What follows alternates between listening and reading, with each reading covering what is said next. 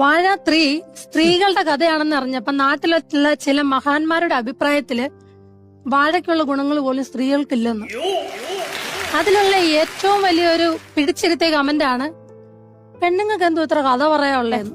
ഒരു സുപ്രഭാതത്തിൽ നിങ്ങളെ നിങ്ങളുടെ വീട്ടിൽ നിന്ന് പിടിച്ച് വേറൊരു വീട്ടിൽ കൊണ്ടുപോയിട്ട് ഇനി മുതൽ ഇതാണ് നിന്റെ വീട്, ഇതാണ് നിന്റെ അമ്മയച്ഛനും, ഇനി നിന്റെ വീട്ടിൽ പോകണമെങ്കിലും അമ്മയച്ഛനെയും കാണണമെങ്കിലും ഞങ്ങളോട് ചോദിക്കണം എന്ന് പറഞ്ഞാൽ നിങ്ങൾക്ക് സഹിക്കുവോ?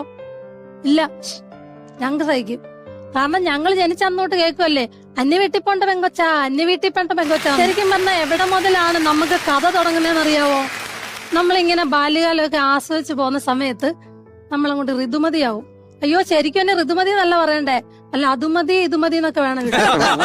ഇതങ്ങോട്ടായി കഴിഞ്ഞാൽ പിന്നെ അങ്ങോട്ട് പോവല്ലേ, അതുമതി, ഷോ ഇത് മതി. ചിലപ്പോ തോന്നിപ്പോന്ന് ചോദിച്ചാൽ നമ്മളത് ഗുണ്ടാസങ്കേതത്തിലാണ്. പുറത്ത് ചിരിക്കല്ല്, ശബ്ദം പുറത്ത് കേൾക്കല്ല്, പെണ്ണാന്ന് മറന്നുപോകും. ആമ്പിള്ളേർ എന്തെങ്കിലുമൊക്കെ പാചകം ചെയ്ത് വീട്ടിൽ വരുന്നവർക്ക് കൊടുത്താൽ അവര് കഴിച്ചിട്ടൊരു പറച്ചിലുണ്ട്, അയ്യോ നീ എന്തിനാ ഇതൊക്കെ പഠിക്കുന്നേ, ഇതിന്റെയൊക്കെ ആവശ്യം നിനക്കുണ്ടോന്ന്. ഞാൻ എന്റെ വീട്ടിൽ വന്നവർക്ക് വെച്ചുണ്ടായി കൊടുത്തപ്പോ അത് നക്കിയിട്ട് ആ തുപ്പൽ ഉണങ്ങുന്നതിന് മുമ്പ് ഈ നക്കി പറയുവാ, പാചകമൊക്കെ പഠിച്ചല്ലോ ഇനിയിപ്പൊ കല്യാണം കഴിച്ച് വിട്ടൂടെയെന്ന്.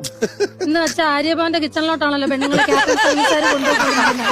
ഇപ്പൊ നമ്മൾ കല്യാണം കഴിച്ചിട്ട് ഭർത്താവ് നമ്മളെ സ്നേഹിക്കുവാണെങ്കിൽ പറയും, വന്നപ്പോഴേ അങ്ങ് വശത്താക്കില്ല അവനെ, ഇനിയെങ്കിൽ അവൻ 2 അടി കിട്ടുമ്പോഴത്തേക്ക് നിന്നങ്ങ് കൊണ്ടാ പറയും, അവക്കൊരു കൂസലുണ്ടോ നോക്കും, നിന്ന് നിപ്പി കൊള്ളുവോ, നിന്നാ പോട്ടെ, അടിക്കാൻ പോകുന്ന മരണപ്രാളത്തിൽ ഒഴിഞ്ഞു കൊടുത്തേ.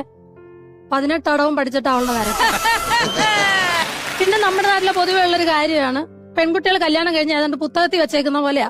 ഇടയ്ക്കിടയ്ക്ക് കാരണന്മാർക്കൊന്ന് തുറന്നു നോക്കണം, ഈ പുസ്തകത്തിൽ മൈപ്പിലിരിക്കുന്ന പോലെയാ. പറ്റോ പെറുവോ? പറ്റില്ലേ? ഇനിയിപ്പോ പുസ്തകത്തിനാണോ കുഴപ്പം മൈപ്പിലേക്കാണോ? ഇതിപ്പോ ഇടയ്ക്കിടയ്ക്ക് വന്ന് തുറന്നു നോക്കുന്നത് നിങ്ങൾക്ക് തന്നെയാ കുഴപ്പം. ഇനി ഇതും പോട്ടെ, ഞാനടക്കമുള്ള മിക്ക സ്ത്രീകളും കാണാൻ ആഗ്രഹിക്കുന്ന ഒരാളാരാന്നറിയോ? ആദ്യമായിട്ട് ലോകത്ത് പ്രസവിച്ച സ്ത്രീയായിരിക്കും. കാരണം നമുക്ക് ചെറുതായിട്ട് ഗർഭസമയത്ത് എന്തെങ്കിലും ഒരു അസ്വസ്ഥത ഉണ്ടാകുമ്പോ ഒരു വെള്ളം കൊണ്ടുവന്ന ഇപ്പൊ വേണ്ടാന്ന് പറഞ്ഞ, അയ്യോ നീയാണല്ലോ ലോകത്ത് ആദ്യം പറ്റ പെണ്ണ്. കുറച്ചു പേര് പറയുന്നുണ്ട് പെണ്ണുങ്ങൾക്ക് ഒരു കഥയും ഇല്ലെന്ന്. കുറച്ച് ആളുകൾ പറയുന്നുണ്ട് പ്രസവം ഭയങ്കര എൻജോയ്മെന്റ് ആണ്. അവരെ നമുക്ക് തെറ്റു പറയാൻ പറ്റത്തില്ല, കാരണം അവർക്ക് ആ പ്രോസസ് വരെ എല്ലാം അറിയത്തുള്ളൂ. അത് ഭയങ്കര എൻജോയ്മെന്റ് ആണ്. അത് കഴിഞ്ഞാണ് ഈ അനുഭവം വരുന്നത്. അപ്പൊ അതുകൊണ്ട് ചില ഇങ്ങനെ പറയുന്നവര് ചില സമയം ഫ്രീ ആയിട്ടിരിക്കുന്ന സമയത്ത് നമ്മുടെ അമ്മയുടെ അടുത്ത് ചെന്നിരുന്ന് ചോദിക്കണം, അമ്മേ എന്നെ എങ്ങനെയാണ് പ്രസവിച്ചതെന്ന്.